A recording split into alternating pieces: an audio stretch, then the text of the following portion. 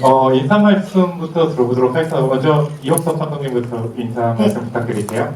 안녕하세요. 이렇게 주말에 내기를 보러 와주셔서 감사합니다. 저는 내기를 만든 이혁석입니다. 오늘 설리님과 함께하게 되어 아침부터 설레어서 이제 드디어 이 시간이 되었는데 재밌는 이야기 많이 하고 갔으면 좋겠습니다. 네, 구교환 배우님. 네, 안녕하세요. 서원 역을 맡은 구교환입니다. 저 역시 오늘 설리 씨와 함께 떠나는 매기 퀴즈쇼 부자를 준비해 드리겠습니다. 오늘 즐거운 시간 보냈으면 좋겠습니다. 네, 감사합니다. 네, 그리고 감독님과 배우님이 기대하셨다는 설리 배우님, 네, 인사 말씀 부탁드리겠습니다. 안녕하세요, 설리입니다. 일단 저 이렇게 이 자리에 초대해 주셔서 너무 감사드리고요. 내기 영화에 대해서 오늘 얘기를 하려고 하는데 여러분들 재밌게 보셨다면 많은 소문 내주시길 바라고 우리 오늘 재밌게 대화를 해보도록 하겠습니다. 네, 일단 이제 제가 질문을 드리고요. 그리고 나서 이제 관객분들 질문 받고 이야기를 이어가도록 하겠습니다. 일단 이제 매기를 보면은 굉장히 좀 독특한 그런 아이디어가 이제 돋보이는 영화라는 생각이 드는데, 사실 이제 그런 궁금증들도 있으실 것 같은데, 설리 배우님과 그리고 이혁석 감독님, 구교환 배우님 어떤 인연이 있으셔가지고 여기에 참석을 했는지에 대해서 좀 궁금해하실 것 같아요. 네. 되게 이렇게 간절히 원하면 이루어지나 봐요. 이렇게 이야기한 이유는 정말 원하고 있었어요, 항상. 근데 정말 만나게 되는 기회가 생겨서 그때 이제 이야기를 나눴었는데 솔리님이 너무 이야기꾼이신 거예요. 그래서 심지어 그때 제가 한국영화 100년이어가지고 100초 영화를 만들었어야 됐었어요. 근데 그때 받은 영감으로 그 영화를 찍기도 했어요. 이제 우리가 서로 어떤 영화에 뭐 관심이 있냐 이런 이야기를 나누다가 뭔가 이제 파괴적인 사랑을 이야기를 했었는데 그게 되게 저는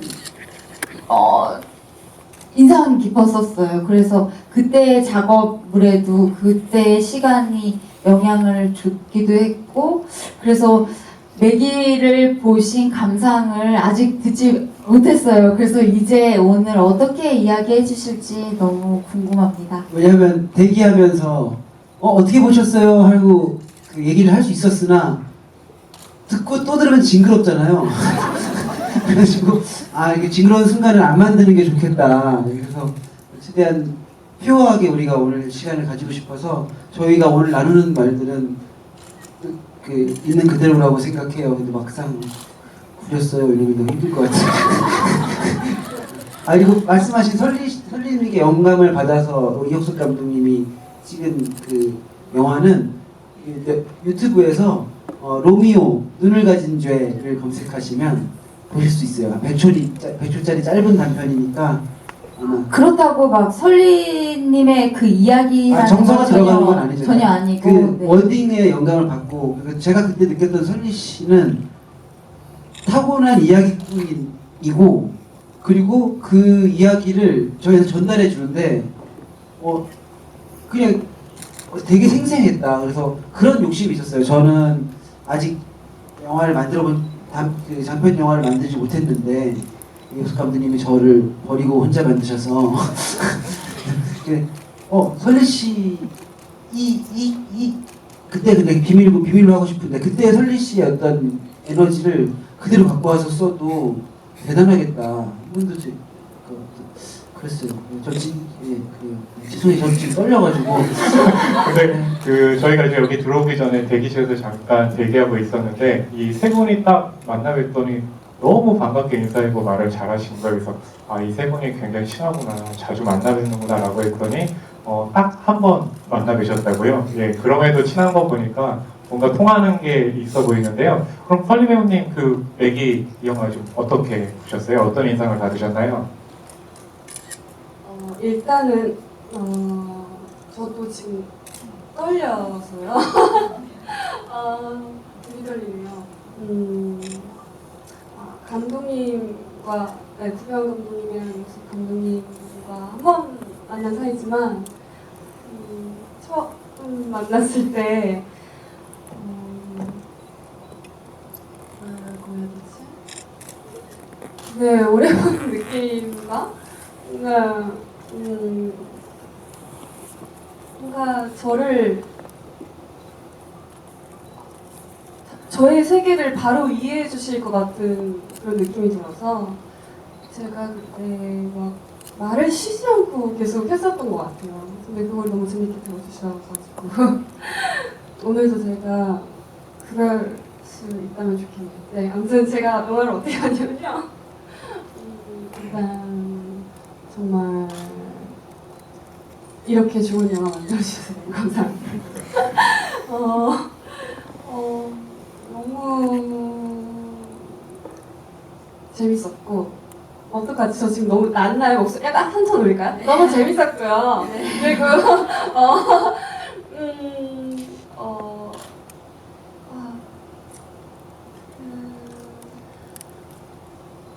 엔딩 어떻게 보셨어요? 엔딩이요? 네, 궁금해요.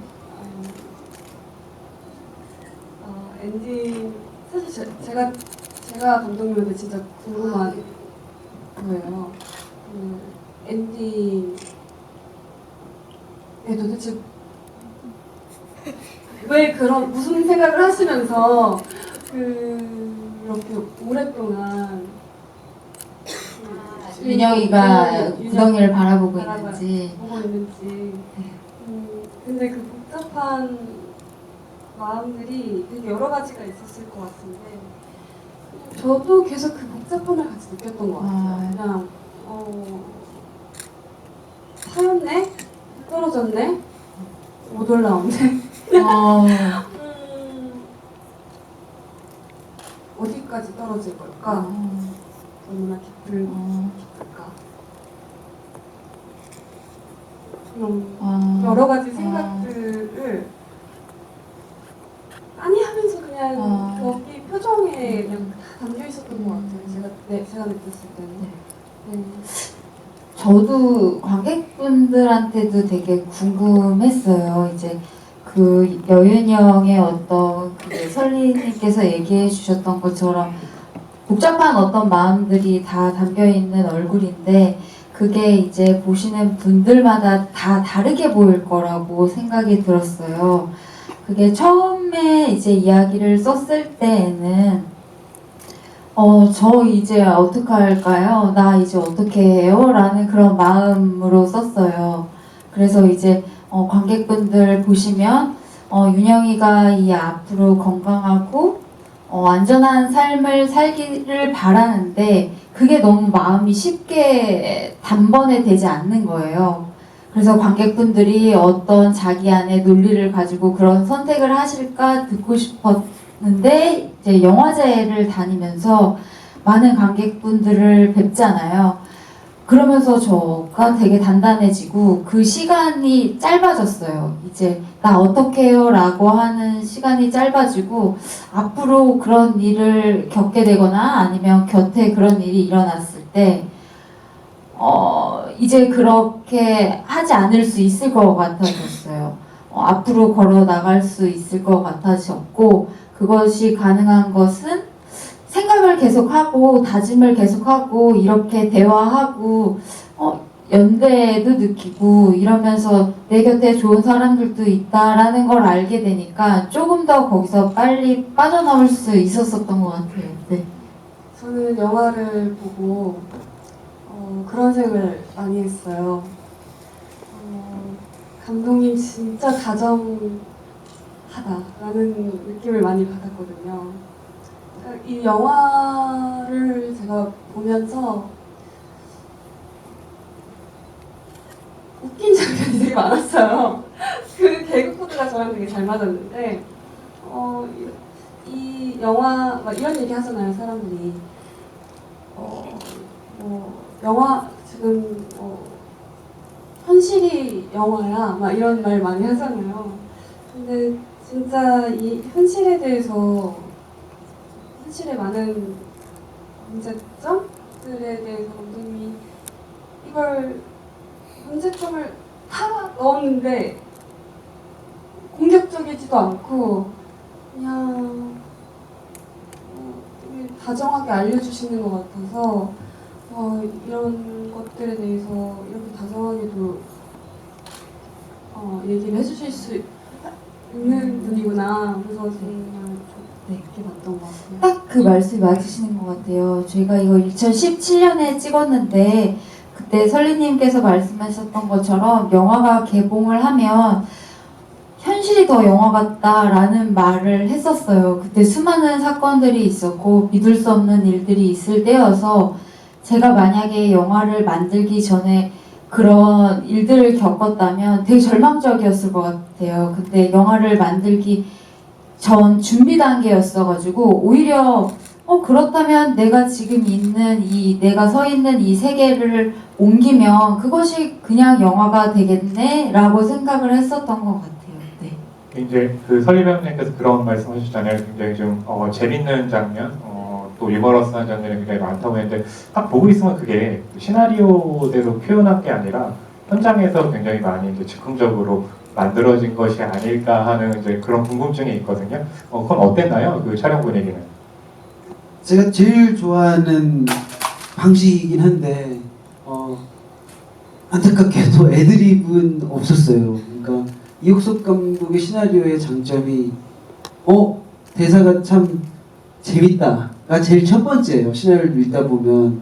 그래서 온전히 이걸 옮기되 배우로서 내 리듬감대로 하는 재미가 있거든요. 숙제가 주어지면 제가 성원이 만약에 제가 성원이라면 으로 접근을 했던 것 같아요. 그래서 대사가 이때 만약에 대사가 현장에서 바뀌는 경우도 그 다음 테이크를 찍잖아요. 첫 번째가 근데 일단 NG가 없어요. 이 사람은. 그러니까 어느 컷이든 쓸 수 있다라고 생각하고 있는 사람이어서 두 번째가 제가 또 이걸 짚고 먹는 연기를 한다 치면 단순하게 이번에는 이거 그냥 던져볼까요? 이런 게 다른 걸 좋아해요. 했던 걸 또 하겠다는 건 아니에요. 근데 사실 목적은 똑같죠. 지금 제가 엉망이 비유를 또 했는데 어떻게든 먹는 방법을 다르게 보여주는 거예요. 네. 배우로서는 되게 재밌게 컨트롤 당하는 기분이에요. 네. 그것이 즐거웠어요. 그런 현장의 모습들이. 그래서 자주 하는 얘기인데 그 지진의 징후를 이제 전조를 보여주는 제 목욕신이 있잖아요. 제가 이상한 노래를 부르면서 나온. 네네네네 그렇죠. 네. 그 장면도 찍기 전에 이제 화분이 이렇게 테이블에 있던 걸 이제 그 스태프가 지나가면서 툭 쳐서 화분이 넘어졌어요. 근데 여기서 이옥석 감독의 또 천재성이 나오시죠. 잠깐만요. 우리 넘어진 화분 가지고 씬을 만들어 보자. 라고 이제 하는 거예요. 근데 이것에 대해서 이제 바로 들어가진 않고 이제 저도 민원을 넣겠죠. 아니 갑자기 이런 무슨 말씀이십니까? 민원이 반영이 되면서 이제 서로 이제 이 씬에 대해서 얘기를 나누고 이제 한 테이크로 쭉 갑시다. 물론 대단한 장면은 아닌데 저에게 있어서는 이런 작업들이 이옥석 감독은 영화를 보시면 아시겠지만 비주얼리스트기도 해요. 아닌가요? 저는 이 영화의 생각이 되게 자신 없어 하시네요. 네? 너무 또 띄워주면 안 돼서 진짜인 줄 알고 할까봐. 저는 비주얼리스트라고 생각하는데 되게 재밌는 걸 가지고 있는 것 같아요. 어떤 장악하고 이때 푸는 방법을 아는 것 같아요. 네. 그리고 말씀하신 것처럼 다정하다라고 저도 느끼는 게 저는 이옥석 감독님 첫 다큐를 봤었어요. 라지오네어라고 라지라는 친구의 얘기인데 이 감독님이랑 친해지고 싶다. 그리고 라지랑 친해지고 싶다. 그런 마음을 불러일으키는 연출을 하시는 것 같아요. 네. 설리 배우님께서는 이제 아까 그 장면도 이제 궁금했다고 하시는데 이 영화 보시면서 또 굉장히 좀 인상 깊은 어떤 그런 장면이라든지 아니면 좀 대사가 있었을 것 같거든요. 어떤 부분 말씀해 주실 수 있으시겠어요? 저 그냥 진짜 개인적으로 사소한 거 물어봐도 돼요? 일단 방금 그 샤워 장면도 안에서 그 무슨 노래를 부르시잖아요. 도대체 무슨 노래를 부르시는 걸까? 작곡을 하신 건가? 그 순간적으로 이런 생각이 들었는데 나오고 나서 또 혼자 연기를 하시잖아요. 연기를 하면서 또 연기를 하고 계셨던 거죠? 그 안에서. 부부니까 좀 비켜주세요. 마지막 얘기하고 싶어서. 근데 그거 되게 많은 사람들이 공감할 장면이라고 생각을 해요. 아, 그렇죠. 혼자서 집에 딱 들어오면 누구 있을지도 모르니까 그런 거 있잖아요. 나와 다 알고 왔어. 아니. 이런 거 감독님도 하시고 네. 감독님도 하시나요? 네, 그 씬의 모든 요소들이 제가 가지고 있는 것 같아요. 혼자 있을 때 그런 이상한 노래를 작곡해서 네, 그냥 노래를 부르기도 하고 그래서 감독님이 말씀하신 그 노래가 테이크마다 다 다르기도 했는데 그렇게 노래도 부르기도 하고 누가 들어오면 장난도 혼잣말도 치기도 하고 두려움도 느끼기도 하고 그래서 그런 요소들이 있는 것 같아요. 예. 그러니까 한 끝인 것 같아요. 성원은 엔딩을 제외하고는 이렇게 어떤 요소들이 한 끝인 것 같아요. 그때 딱 성원이 되돌아 짚어보면 그때 딱 갸우뚱하게 하는 순간이었던 것 같아요. 사실 어떤 가요를 부를 수도 있고 찬송가를 부를 수도 있고 팝송을 부를 수도 있었는데 그 음악이 성원이라는 모르겠는 어떤 사람의 더 마음을 줬던 것 같아요. 근데 이제 그 감독님께서는 이영석 감독님께서는 구경 배우님하고 이제 작업을 자주 해왔잖아요. 그래서 그 캐릭터를 만드실 때 너무 또 잘 알면은 캐릭터를 만들 때 좀 힘들지 않을까 싶은 그런 인상이 있거든요. 이번 같은 경우는 좀 어떠셨나요? 제가 이제 구교환 선배를 잘 안다고 생각을 못하고 어쨌든 가까이 지내도 우리는 그 사람을 요만큼도 모른다는 어떤 생각을 해요. 그리고 어느 이제 연극을 보고 그 연극에 출연하신 배우분들이랑 이제 연출자 분들이랑 그 게임을 했었어요. 그 뭐죠? 그 게임하는 거 뭐죠? 시민이랑 경찰 마피아를 했었는데 제가 마피아가 아니었는데 구교환 배우가 끝까지 저희가 하는 말을 안 듣는 거예요. 그리고서 제가 정말 마피아가 아니었어요. 근데 구교환 선배가 딱 끝나자마자 뭐라고 했냐면 내가 너를 이렇게 오래 봤는데도 너를 모르는구나 이런 얘기를 했어요. 그래서 저희가 서로를 잘 안다기보다 그냥 영화 이전에 찍어왔던 단편 작업물에서 어떤 그 캐릭터를 벗어나는 어떤 역할을 다시 한번 같이 하고 싶은 거? 그 정도인 것 같아요. 네. 사람 속은 지금의 성원이처럼 참 모르는 것 같아요. 구경 배우 네 말씀 주시고 있습니다. 또 궁금한 거 두 가지 네. 사소한 거. 사소한 거. 첫 번째는 뭐였더라? 포크레인 앞에 그렇게 진짜 타도 되나요?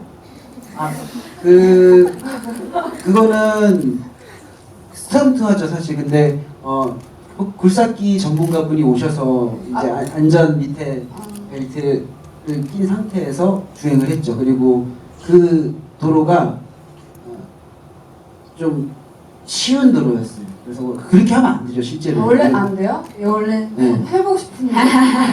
그러면 바이킹을 타시면 돼요. 바이킹이 더 크고 이렇게. 그리고 또 궁금했던 게 이거는 진짜 제가 좀 로맨틱하다고 생각했던 장면인데 멍든 곳에 그림 그려주잖아요. 그 경험을 직접 해보신 건가요? 아니요. 이 그림은 허차밍 작가님이 이제 그려주신 건데 실제로 정말 멍에다가 그렇게 그림을 그리셨던 어떤 이미지를 제가 본 거예요.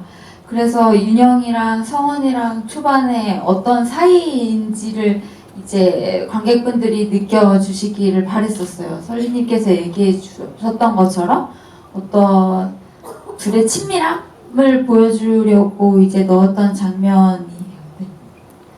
사직서는 제 대역 없이 제 손입니다. 근데 사직서를 좀 많이 써보셨나요? 아니요, 그러니까 제가 한글은 못 쓰는데 한문은 왜 잘 쓰는지 모르겠어요. 오. 네. 실제로 연습하신 건 아닌 건가요? 아니요, 저 그래서 오성 감독님이 그 말씀하셔서 기대하지 않는 매력이 나올 때 사람이 제일 신기하다고 뭐라 그러셨죠? 네, 그러니까 성원이라는 인물이 왠지 글씨를 못 쓸 것 같다고 생각하실 것 같은 거예요. 그래서 그거를 배반하고 싶은 마음에 잘 쓰셨으면 좋겠다 했는데 이제 어렸을 때 펜글씨를 했던 그게 있어서 글을 잘 쓰셨었고 이런 지점은 또 영화 속에 또 있어요. 나 이럴 줄 알았으면 공부 안 했다고 이렇게 직업이 절로 생길 줄 알았으면 그때도 그런 어떤 계속 배반하고 싶은 마음 우리가 누군가를 좀 편견으로 바라볼 때 그걸 좀 배반하고 싶었었던 것 같아요. 그게 이 영화의 어떤 작은 게 얘기하는 것 같고 네. 이 영화가 이렇게 또 얘기를 나누고 있으면 이렇게 좀 말하시는 분위기가 이 영화에 이렇게 반영돼 있구나. 예, 그래서 이런 영화가 나올 수 있구나라는 생각이 들기도 하는데요. 보통 이제 이 영화는 극 중에서 벌어지는 이야기나 사건도 굉장히 흥미롭긴 한데 캐릭터들이 굉장히 좀 매력적이잖아요. 어디로 튈지 모르고 이런 상황들. 그런 캐릭터들은 감독님이 좀 평상시에 누군가를 보고 관찰하는 편인가요? 아니면 좀 구경 배우님과 함께 이야기를 해나가면서 만들어가는 편인가요? 어쨌든 윤영은 저희의 모습이 들어 있었을 거예요. 그러니까 어쨌든 이 삼성동에 지하철 화장실에 불법 촬영 카메라가 발견됐다라고 하면 우리는 오늘 지하철 타고 가실 때 화장실을 들리셨으면 무조건 불안해질 거예요. 나도 찍혔을지 몰라 라는 마음이 생겼었을 것 같아요. 그런 불안감을 한 30년, 그러니까 30대가 되기까지 계속 느끼고 있었던 것이라 너무 자연스럽게 나왔던 것 같아요. 그리고 이제 지연 씨라는 인물을 만날 때도 그냥 제가 불안했었던 것 같아요. 어떤 게 불안하냐면 그 사람이 나에게 진실을 얘기하고 있는데도 내가 못 알아채면 어떡하지? 라는 불안감이 있었어요. 그 사람의 어떤 배경이나 그 사람이 하는 말투나 그 사람의 친한 사람이나 이런 것 때문에 그 사람의 진실을 제가 모르고 지나칠까봐 그래서 그런 이야기들을 하고 싶었었던 것 같고 윤영이로부터 윤영이의 남자친구, 윤영이가 다니는 병원 사람들, 윤영이의 부원장님 이런 식으로 뻗쳐나갔던 것 같아요. 설리 배우님은 어떠세요? 이 영화 보시면서 좀 이렇게 눈에 띄는 캐릭터? 아니면 좀 궁금해지는 캐릭터가 있으셨어요? 지연이라는 캐릭터도 사실은 짧게 등장하긴 하지만 뭔가 이렇게 좀 사연이 있지 않을까? 궁금해지는 면도 있었는데요. 일단 제가 생각을 많이 했는데요. 전 여자친구 를 만났을 때 윤영은 뭐랄까 친근함이 느껴졌었어요. 전 여자친구인가? 라는 생각이 들지만 뭔가 안 좋은 기운이 둘이서 막 흐른다거나 이런 게 없었고 되게 뭐라 해야 될까 친밀한 그런 느낌이 있었거든요. 근데 제가 거기서 또 공감을 했어요. 그러면 만약에 제 남자친구의 전 여자친구라고 한다면 처음엔 좀 질투가 날지 몰라도 뭔가 좀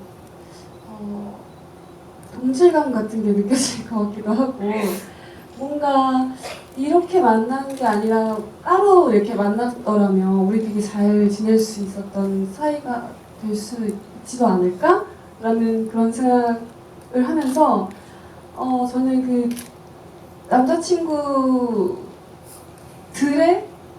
전 여자친구들도 그 관심을 계속 쏟으면서 저 혼자 친해지기도 하고 그랬거든요. 그래서 진짜 만나서 친하게 지내면 좋겠다라는 생각을 좀 이상한가? 저는 그런 생각을 좀 많이 했어요. 그래서 네. 그 장면이 저도 딱 그 의도가 있었던 것 같아요. 그래서 이제 처음 만났을 때 지연 씨가 윤영에게 춥냐고 춥지 않냐고 물어보고 그 다음에 대화씬에서 지연이가 이렇게 두르고 왔던 목도리를 윤영이가 하고 있어요. 그런 계속 어떤 장치들로 뭔가 이 둘의 연대하는 것을 보여주고 싶었던 것 같아요. 그리고 그 지연이라는 인물이 어쨌든 과거에 이 성원으로부터 폭력을 당했고 그것을 용기 내서 얘기하고 있잖아요.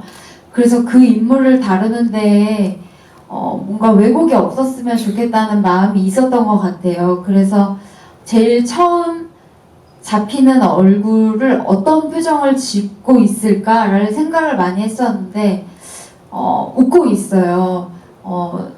사실 살면서 누가 이제 어떠한 일을 겪은 힘든 일을 겪은 사람이 웃고 있을 때 야, 쟤 웃어 이렇게 하는 게 너무 싫었어요. 그래서 이 지연만큼은 마음껏 웃고 있었으면 좋겠고 지금 잘 살고 있고 잘 지내고 있고 용기 내서 윤영에게 얘기해주는 어떤 사람으로 그리고 싶었던 것 같아요. 그래서 연출팀에서 이제 회의를 했던 것이 이 둘이 어디에 서서 그리고 어떤 무엇을 들고 소품으로 사실 물을 들고 있어요. 그래서 잘 사는 게 무엇일까? 잘 하루하루 사는 게 무엇일까라고 생각했을 때 잘 자고 자기 손으로 어떤 음식을 잘 해먹고 있다라는 것을 보여주고 싶었던 것 같아요. 그래서 그게 야채인데 이제 오늘 이야기가 끝나면 저렇게 뭔가 무엇을 만들어 먹고 사시겠지라는 마음이 있었고 윤영이랑 헤어지고 밤 까먹는 장면이 있잖아요. 지연과 헤어지고 그것도 윤영이가 빈손으로 보내기 그래서 주었다고 생각했어요. 그래서 성원이가 그것을 알지도 모른다라는 어떤 서늘한 표정이 있다고 생각을 했고 지연의 세계에 윤영이가 도착한다라는 느낌으로 시작하고 싶었고 그런데 이제 아까도 이야기 드렸던 것이 윤영이가 지연 씨의 진실을 알아채지 못하면 어떡하지? 라는 마음이 비둘기로 사진도 찍어요. 근데 지연이라는 사람을 잘 모르면 그것도 이상해 보일 수 있는 것 같아요. 영화 속에서 성원의 사진이 나오는 장면이 있는데 각그랜저 이거 사과를 깎다가 그 기사를 딱 치우면 성원의 사진이 나와요. 거기에 이제 성원의 머리 위에도 새가 있거든요. 그러니까 둘이 어떤 역사가 있었던 거예요. 그렇게 새를 찍고 새를 좋아하는 이 여자. 근데 그것을 모르고 우리가 어느 날 한 30분만 만나서 얘기를 하면 그 사람이 나한테 진실을 얘기해도 내가 모를 수도 있다라는 어떤 그런 기분을 드리고 싶었고 네, 그랬었던 것 같아요. 아무래도 이제 이 영화에서 굉장히 중요한 감정이 믿음과 그리고 또 의심이기도 하잖아요. 그렇기 때문에 이제 감독님이 말씀해주신 그런 감정이 영화 곳곳에 굉장히 좀 숨어 있기 때문에 아무래도 또 영화를 좀 한 번 더 보시면 그런 디테일들이 꽤 잘 살아날 것 같고 저는 이게 보면서 보통 이제 위험한 역할 스턴트라고 하잖아요. 근데 이 영화에서는 스턴트가 사람과 사람끼리 이제 부딪힐 때 나오는 게 아니라 가령 이제 구경한 배우님이 극 중에서 난간을 막 걸어가는데 저게 가능해? 혼자서 어떻게 할 수 있지? 자전거 타는 것도 극 중에 유재영 배우님하고 하는 것도 야 저게 저렇게도 자전거를 몰 수 있나? 이런 생각이 들더라고요. 실제로 연습을 많이 하신 거예요? 어제는 이옥석 감독이 저를 그렇게 태웠어요. 둘 다 두발의 메커니즘에 대한 이해도가 있는 것 같아요. 예. 그래서 사실 물론 이제 촬영 중에 위험이 있으니까 그래도 아무리 쉽게 할 수 있어도 그래서 전날에 이제 확실하게 한 번 더 안전적인 조치를 취하고 실제로 이제 리허설도 조감들이랑 다시 해보고 동선 파악한 뒤에 이제 진행됐던 장면이고 난가는 난가는 제가 잘한 거 아닌가요? 넓이가 조금 있어요. 그 의미가 없어요. 제가 하는 거예요. 아니 아니라 사실 그래서 재밌는 것 같아요. 저기 쭉 그냥 롱테이크로 가잖아요. 그럼 저 춤사위가 나올 수밖에 없어요. 그렇지 않나요? 이렇게 그 일자리를 얻었어요. 일자리를 얻어서 이거 감정적으로는 일자리를 얻어서 신난 성원이지만 막 이렇게 움직이는 어떤 제 동선들이 저 난간 위에서니까 저렇게 라이브하게 나올 수 있는 것 같아요. 근데 사실 옥석 감독이랑 저랑 어떤 환경에 영향을 많이 받아요. 그 장면을 연출할 때. 네, 그래서 저기를 이용해서 뭔가를 해보자. 저걸 이용해서 뭘 해보자. 근데 그거를 많이 영향을 받는 것 같아요. 네. 보통 이제 자전거 같은 경우 그렇게 둘이 같이 탈 때는 서로 믿어야지만 잘 굴러갈 수 있잖아요. 근데 영화도 보게 되면 이 둘 사이가 의심 때문에 관계가 멀어지면서 자전거도 박살나고 이런 모습들이 이제 꽤 그 디테일로 잘 살아나고 있는 것 같고요. 이렇게 이제 저희가 넷이 이제 이야기를 해봤는데요. 아마 이제 영화를 보시면서 궁금하셨던 지점들 꽤 많았을 것 같아요. 아마 아까 설리 배우님도 그 싱크홀이 어떤 의미인지를 궁금해하셨던 것처럼 그래서 이제 관객분들 질문이 있으시면 질문 받아보도록 하겠습니다. 그리고 질문을 해주시는 선착순 5명께는요 이 맥이 엽서 4종 세트 하나 드리도록 하겠습니다. 먼저 가운데서 먼저 들어주셨는데요. 네, 질문 받아보겠습니다. 영화 잘 봤습니다. 그 구경한 배우님 같은 캐릭터가 그 덤밀스님하고 그 발찍이신 분이 얘기할 때 이 형은 참 능력이 많은 형인데 여기서 일할 형이 아닌데 그냥 여기서 일해서 좀 능력이 없는 거라고 하는데 좀 과거 스토리가 좀 궁금해서 혹시 그 폭력 사건 때문에 혹시 그 일자리 잃거나 아니면 뭐 감옥 같은 데 갔다 와가지고 일자리를 못 얻어서 그렇게 사는 건가 아니면 요즘 청년 문제를 반영한 건지 궁금하고 혹시 설리 배우님은 이 영화에서 혹시 맡고 싶은 역할 있으신지 좀 궁금해요. 저는 영화에 작품에 들어갈 때 전사에 크게 관심이 없어요. 그 장면에 관심이 있고 특히나 성원 같은 역할은 오히려 그냥 온전히 텍스트에 충실해야 되는 역할인 것 같아요. 그러니까 저는 성원 오히려 거기서부터 저는 그 대사가 더 궁금했어요. 그 황동현 배우님과 이제 박강석 배우님이 저 형 좀 싸나워 보이지 않나? 아니 내가 보기에는 안 그런 것 같은데 자고 있는 저를 보고 얘기하는 모습이나 제가 여인이 밤 새벽에 출근하는 저를 보면서 제가 케이크 뚜껑을 밟아요. 근데 그게 너무나도 폭력적일 수도 있고 어떤 면에서는 굉장히 우스꽝스러워 보일 수도 있거든요. 근데 성원은 그런 지점을 보여주는 인물이고 엔딩에서는 명확한 진실이 나오지만 그래서 어떤 전사나 그 이후의 모습을 집중하는 것보단 그 순간 씬의 텍스트에 충실하는 역할을 하는 게 많았던 것 같아요. 그래서 아마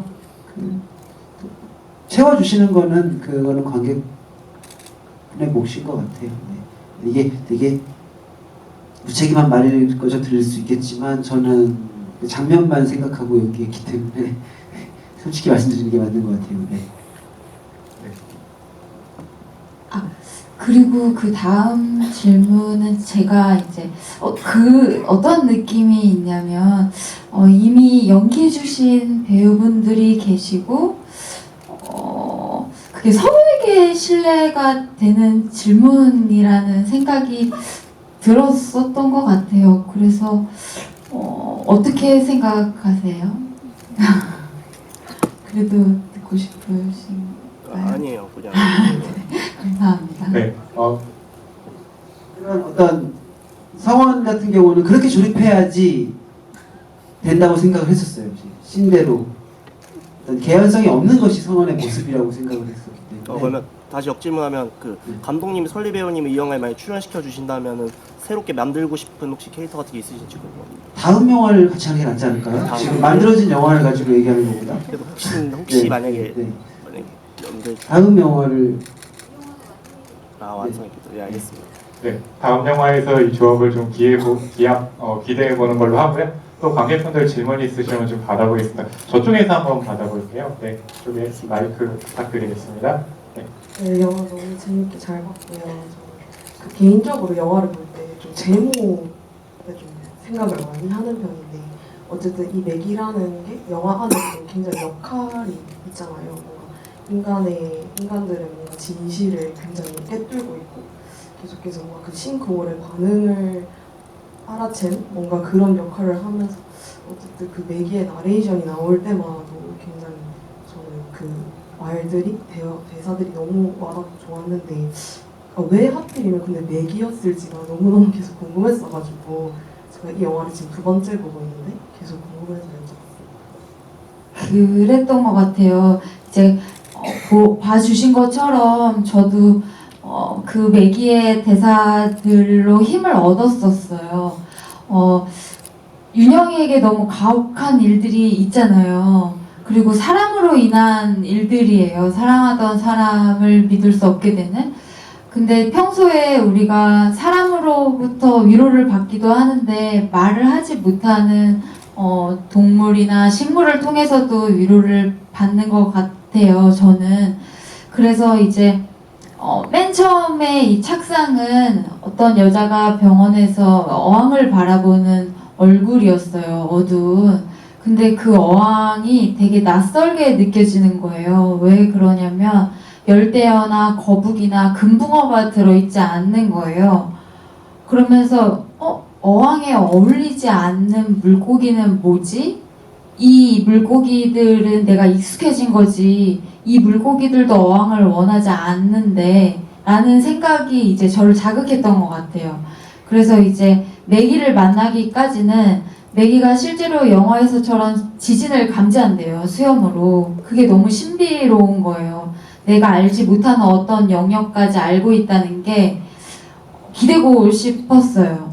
그러니까 앞으로 일어날 어떤 일들을 모르기 때문에 우리가 불안하잖아요. 그래서 그 윤영의 곁에서 함께 해줄 누군가를 필요로 했었어요. 그래서 맥이라는 어떤 제목도 캐피쉬라고 했으면 되는데 MAGGI 이것도 이제 이름처럼 들어오시기 전에 이제 영화를 정보 없이 보시는 분들이 그냥 어느 캐릭터 물고기 그 이상의 존재로 봐주셨으면 좋겠다고 생각을 했던 것 같아요. 그리고 찍으면서도 이제 불편했던 것이 그 어항에 갇힌 어떠한 것들에 대해 항상 답답함이 있었어요. 뭐 동물원도 그렇고. 그래서 이제 매기가 나 좀 꺼내달라고 밖으로 데려가줘요 이러잖아요. 그런 점에서 이제 막 해소를 하면서 썼는데 그때도 저는 윤영이가 모르는 어떠한 일을 미리 알고 있지 않을까, 성원의 집 앞에 가는 윤영이를 알고 있지 않을까, 그 곁에 함께 해주기 위해서 가지 않을까 이런 마음으로 계속 써 나갔던 것 같아요. 네. 저희에게 위로하는 존재가 됐으면 좋겠는데 그게 매기였습니다. 그 극중에 나오는 매기는 실제 매기인가요? 아니면 좀뭐 CG라든지가 개입이 됐나요? 네, CG 부분이 그 튀어오르는 장면에 이제 그 매기를 리모델링이래요. 어떻게? 괜찮아요. 뭐 이렇게 CG 하실 거 아니잖아요. 연출하실 거잖아요. 그러니까 매기를 이렇게 본따서 이제 CG 실장님께서 매기를 오해드리고 제가 너무 좋아하는 리뷰가 있어요. 그 한 줄 평인데 네. 매기를 천의 씨가 목소리 연기를 해주셨잖아요. 근데 천의 백덤블링 개멋있어 이렇게 올라온 거예요. 너무 감사한 거예요.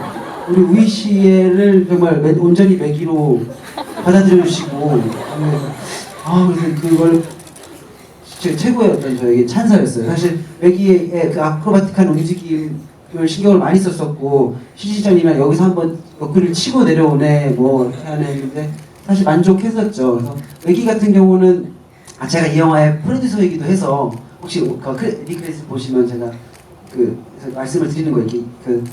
맥이 같은 경우에는 이제 아프리카에서 온 맥인데 이제 분장실의 매 선생님이라고 저희 이제 촬영 끝나면 대기실에 바로 제일 먼저 이동해 주시고, 그러니까 아무래도 맥이 컨디션이 제일 중요했어요. 모든 배우의 컨디션이 제일 중요하지만, 그래서 앞에 회차의 절반은 일단 맥이 없이 진행을 했고, 이제 맥이가 필요한 순간부터는 이제 맥이 관리를 따로 이제 슈퍼바이저가 있었어요, 제작실장님께서.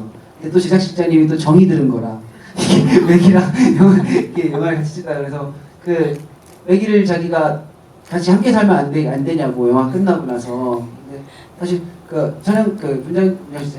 제작실장님은 또 다음 작품을 하면서 또 이제 어려우실 수 있을 것 같아서 저희 어머님이 맥이와 함께 지내다가 눈병이 나서 이제 촬영이 끝나고 몇 개월 함께 지내다 눈병이 나서 저희 집 뒷산에 어머님 집 뒷산에 묻어서 하늘나라에 갔습니다. 네. 그리고 어머님 얘기가 나와서 말씀드리는데 스위스냉의 목소리의 주인공은 저희 어머님입니다. 네.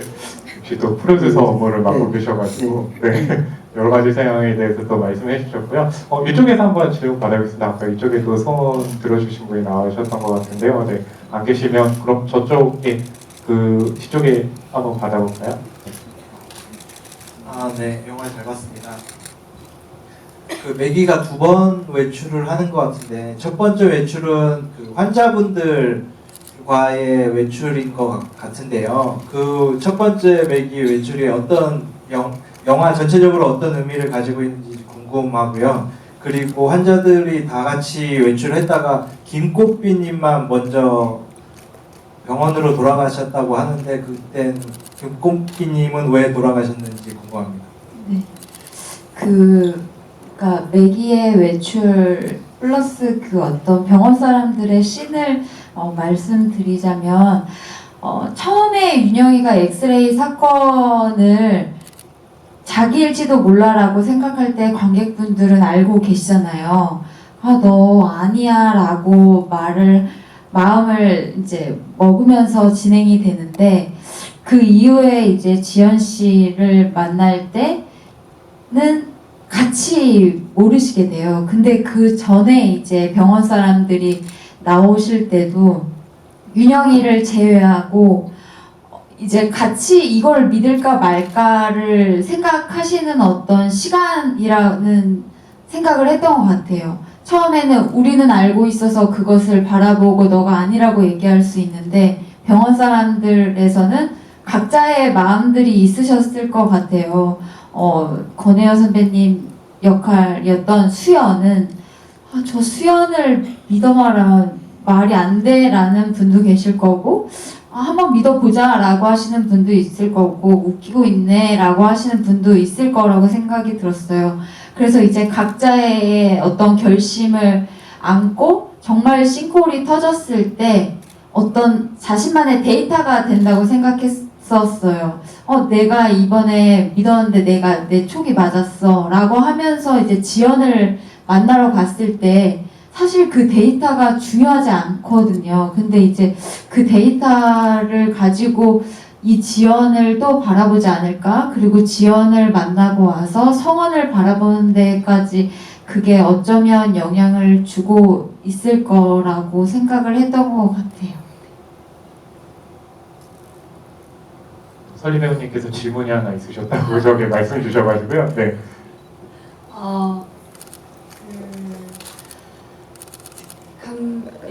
맥이 영화에서 계속 믿음과 의심에 관해서 계속 얘기가 나오잖아요.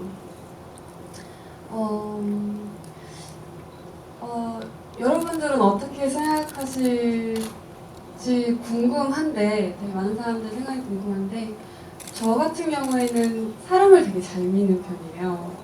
근데 이 영화를 보시고 그래서 의심하지 말고 사람을 믿어야 하는 건가? 아니면 의심하고 또 의심해야 되는 건가? 그런 그래도 의심하지 말고 믿어야지라고 생각하신 분들이 많을 것 같다라는 생각이 들어요. 근데 진짜 요즘 세상이 막 누구 믿기 힘든 세상이잖아요.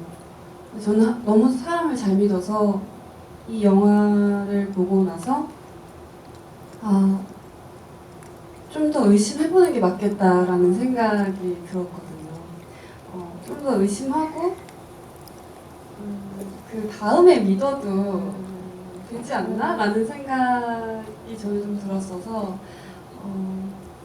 그 믿음에 대해서 감독님은 어떻게 생각하시는지? 네, 이게 저도 이제 누군가가 이게 맞을 거야 라고 생각했는데 그게 아니었던 적도 있고 그거 아닐 거야 했는데 맞았던 적이 있는 거예요. 근데 그 안에서 내가 계속 어떠한 태도를 취했냐면 계속 데이터에 너무 목숨을 거는 거예요. 그게 아닌데 그러면서 이제 매기의 대사에도 나왔듯이 사실은 사실과 연관된 사람들에 의해서 말해지고 편집되고 말해져요 라는 어떤 그 말이 저를 견디게 해주는 말이었어요. 그래서 이 영화에서 믿음과 뭐 불신을 오가잖아요. 그거를 너무 이제 이분법적으로 나 믿어야 할까 말아야 할까도 있겠지만 저는 그게 진실을 알아가는 그냥 과정일 뿐이다 라는 생각을 한 것 같아요. 그리고 이 영화가 다 끝나고 윤영이 그리고 지연이 그리고 보시는 분들에게 좀 용기를 주는 진실이었으면 좋겠다라는 마음이 이제 가장 컸었던 것 같아요. 근데 그러실 거예요. 이제 보고도 믿지 못하는 분들도 계실 거예요. 이제 그 시간을 줄이는 게 제일 중요한 것 같아요. 이제 맞았다는 지연 씨, 때렸다는 성원이 있다면 피해자의 입장에 서서 우리가 지금까지 너무 많은 이야기를 들어왔잖아요. 맞을 이유가 있었겠지. 저렇게 해서 맞았겠지. 그렇게 해서 때렸겠지. 이런 말 자체가 저는 살면서 너무 불편해서 성원이 왜 때렸는지 윤영이가 물어보지 않게 했던 것 같아요. 뭔가 듣고 싶지 않고 이미 피해자보다 가해자에게 마이크가 항상 많았고 우리가 그들의 입장이 많이 되어봤기 때문에 철저하게 윤영의 얼굴로 끝내고 싶었던 것 같아요. 네. 그래서 참 끝까지 설리님께서 얘기하셨듯이 믿는 거는 뒤에 가서 믿어도 늦지 않으니 너무 자신이 위험을 감수하면서까지 그걸 안고 갈 필요는 없다고 생각을 합니다. 네. 하여튼 저희는 계속 믿음과 의심을 골몰하면서 또 살아가고 있기 때문에 그래서 더 좀 삶이 힘들 수 있을 것 같고요. 저 뒤쪽에 손 들으시는데요. 네. 마이크 가져다 드리겠습니다. 잠시만요. 손 한 번만 다시 들어주실래요? 네. 네, 일단 저 이혁석 감독님이랑 문영 배우님 너무 팬인데 이렇게 만나기도 되게 너무 영광이고요. 저도 이번이 두 번째 관람이거든요. 근데 첫 번째 관람할 때 이제 제가 관심 있게 봤던 거는 영화에서 사용됐던 색깔이었거든요. 굉장히 파란색이 많이 사용되고 있다고 생각을 해서 그게 굉장히 궁금했었는데 이번 관람할 때 다시 보니까 파란색 말고 주황색을 굉장히 많이 사용했다고 저는 느꼈거든요. 그래서 혹시 파란색과 주황색을 많이 사용하신 게 감독님이 저희가 하고 싶은 얘기에 어떤 영향을 좀 미쳤는지 묻고 싶습니다. 그 푸른 계열은 이제 많이 썼다고 느끼셨던 게 지연 씨가 코트가 이제 하늘색이었고 성원의 의상도 이제 하늘에 가까운 색깔이었고 그날 윤영이가 지연 씨를 만나러 가는 날에도 위에 상의가 조금 짙은 파랑이에요. 그랬던 이유가 어떤 그들이 한 화면에 모두 담긴 적이 없어요. 그래서 어떤 연결성을 주고 싶었던 것 같아요. 이들이 같은 화면에 나오지 않아도 우리가 많이 이제 노출되는 색깔로 익숙해져 있다면 성원과 지연의 관계도 가능할 것 같다고 생각을 한 것 같고, 그리고 주황색은 사실 저희 포스터의 매기가 주황색이어서 더 그렇게 느끼셨을 것 같아요. 그거 말씀드리려고. 네, 성원의 어떤 팬티, 사각 팬티가 주황이었고, 맨투맨도 이제 주황인데, 항상 영화를 만들 때 제 영화 전작에서도 속옷이 나오는데, 그 속옷을 상상을 해요. 그 캐릭터를 떠올리면서. 왠지 설명할 수 없는데, 논리적으로 연출팀에게 얘기할 수 없는데, 성원의 팬티는 왠지 주황색일 것 같은 거예요. 그러니까 이 사람이 영화 속에서 얼굴이 되게 많잖아요. 우리가 그 사람의 그러니까 지연 씨를 만나고 온 이후부터 성원이가 믿을 수 없는 존재가 되어버리는데, 어쨌든 무채색은 아닐 것 같았어요. 그리고 색감이 많이 이렇게 느껴졌던 이유는 제가 과거의 이야기를 만드는 게 아니라 지금 제가 서 있는 이 한국 사회를 그리다 보니 지금도 너무 컬러풀해요. 특히 이 메가박스는. 그러니까 제가 바라보는 세상은 이렇게 컬러풀했기 때문에 채도도 낮추지 않고 그런 게 너무 자연스러웠던 것 같아요. 이 편집 같은 경우로 이제 감독님도 그렇고 또 구교환 배우님도 그렇고 같이 하셨잖아요. 그래서 그 편집은 좀 어떤 방식으로 이렇게 공동 작업이 이루어지는지 좀 궁금하거든요. 그래서 구교환 배우님께서 좀 말씀을 좀 해주시면요. 컷을 찍은 순서대로 붙여 놓으면 감독님이 뒤에 오셔서 이래라 저래라 하는 시스템이.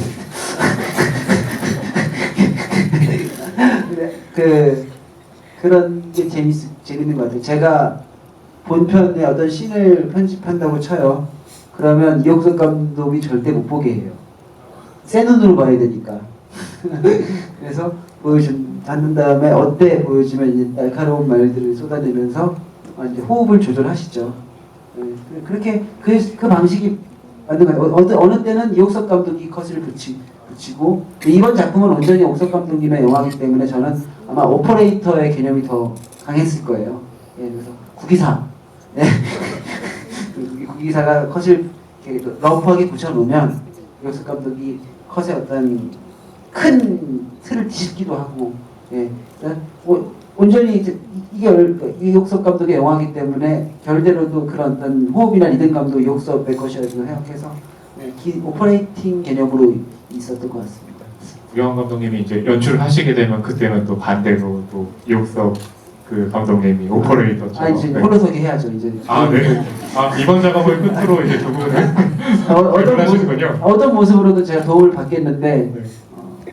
그렇죠. 뭐 이것저것 도움을 많이 받아야겠죠. 네. 잘 되십시오. 네, 한 번 또 질문 좀 받아보도록 하겠습니다. 예, 저 뒤쪽에서 한번 받아볼게요. 네, 여기 감독님 바로 주시면 됩니다. 영화 잘 봤습니다. 맨 처음 이야기가 시작되는 부분에 그렇게 시작하잖아요. 엑스레이 사진을 누군가가 찍은 그것으로 시작을 하는데, 배우분들이 연기하시면서 짧게 언급은 하시지만은 누가 찍었냐라는 것에는 사실 매기도 말하지만 거의 관심을 가지지 않고, 영화적으로도 이제 결국에는 누가 찍었는지는 나오지 않잖아요. 이게 현실에서도 가해자보단 피해자에 집중하는 그것도 있기도 했지만은, 그거를 의도적으로 언급을 이제 안 하게 된 것은 어떠한 의미를 담고 싶으셨는지 궁금합니다. 그게 컸던 것 같아요. 피해자를 대하는 어떠한 한국의 태도라고 생각을 했어요. 이 이경진 부원장이 윤영에게 피해자일지도 모르는데, 여기 좀 안 나왔으면 좋겠다고 이제 돌려서 얘기하시잖아요. 그리고 심지어 나갈 때 뒷문으로 나가라고 이야기하시는데 이게 되게 부조리하다고 생각이 들었어요. 그래서 이제 병원이라는 그 섬처럼 동떨어져 있는 그 공간은 그런 공간이라고 생각을 했어요. 아무도 범인을 찾을 생각을 하지 않는 그게 지금 우리와 되게 맞닿아 있다고 생각을 했고 이 영화는 자기일지도 모르는 어떤 여자의 이야기라고 생각을 해서 거기를 더 다루지 않아도 된다고 생각을 했던 것 같아요. 이런 사회에서 이 여자가 어떻게 행동을 하고 어떻게 어떤 일을 겪어 나가는지를 보여주고 싶었던 것 같아요. 그래서 나오시지 말라고 할 때도 자기가 선택해서 안 나오는 거는 상관없으나 저 이렇게 권고해서 나가는 거는 나가지 않겠다라는 어떤 그런 태도를 더 중심을 뒀던 것 같고 이야기 자체에서 그 앞서 있었던 일은 어찌 보면 이 지연이를 만나기 되기까지의 어떤 일들이라고 생각이 들었어요. 뭐 믿음 교육도 그렇고 믿음 교육에서 우리 이제 믿기로 해요 했는데 다음에 또 오히려 믿지 않으니까 다행인 일이 일어나잖아요. 그러니까 어떻게 보면 진짜 실전을 만나기 위한 어떤 그 다지기였던 것 같아요. 그리고 그 자신일지도 모른다는 그게 제가 한국에서 살면서 가장 느끼는 불안이어서 거기에 집중을 했지 범인을 누구로 찾고 그래서 어떻게 되는지 보다 이게 더 지금은 더 중요했었던 것 같아요. 그래서 그렇게 진행하게 되었습니다. 네, 저희가 이제 정해진 시간이 다 돼가지고요. 이제 마무리를 해야 되는데요. 그 서재 배우님 어떠세요? 오랜만에 이제 구교환 배우님, 이옥석 감독님하고 해서 이제 이야기를 나누셨는데 그 소감과 함께 마지막 인사 말씀까지 같이 부탁드릴게요.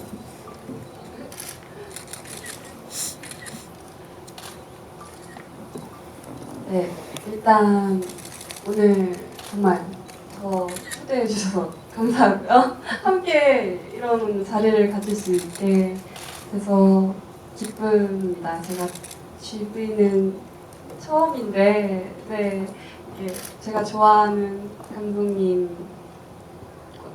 함께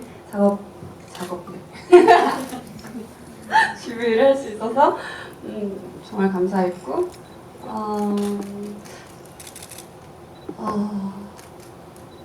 네, 영화 대박 났으면 좋겠어요. 무조건.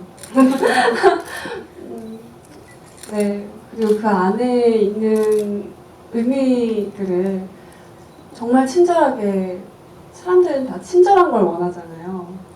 피해자한테도 친절한 걸 바라잖아요. 좀 더 친절하게 얘기해 줄 수 없냐고 사람들은 늘 얘기하잖아요. 근데 이렇게까지 친절할 수 있나? 할 정도로 친절하게 다 설명해 준 영화라고 생각을 해서 정말 많은 분들이 보셨으면 좋겠습니다. 많이 주변에도 얘기해 주세요. 감사합니다. 네, 감독님. 제가 할까요? 네. 이렇게 자리 떠나지 않고 이야기 나눌 수 있어서, 그러니까 떠나시지 않으시고 저희와 이야기할 수 있어서 저는 너무 기뻤고, 사실 부담스러우실 수도 있으셨을 텐데, 원래 영화 보고 나면 이제 그런 거 있잖아요. 이제 집에 가면서 같은 영화를 본 친구한테 너 거기서 어땠어? 이런 마음들이 어렸을 때 많았어요.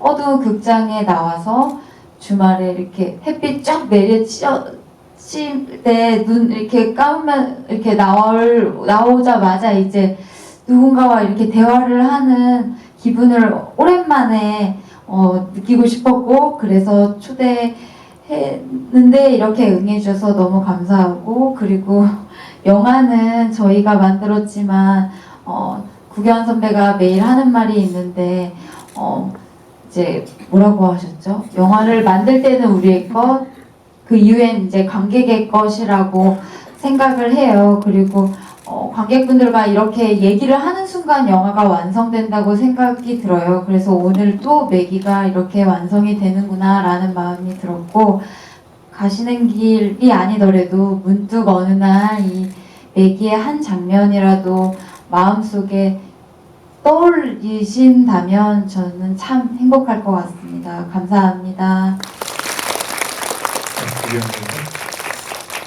그 말을 하려고 준비하고 있었는데 구현 씨가 그렇게 얘기했어요 하고 얘기하니까 제가 할 말이 지금 여기서 딱 끊겼어요. 근데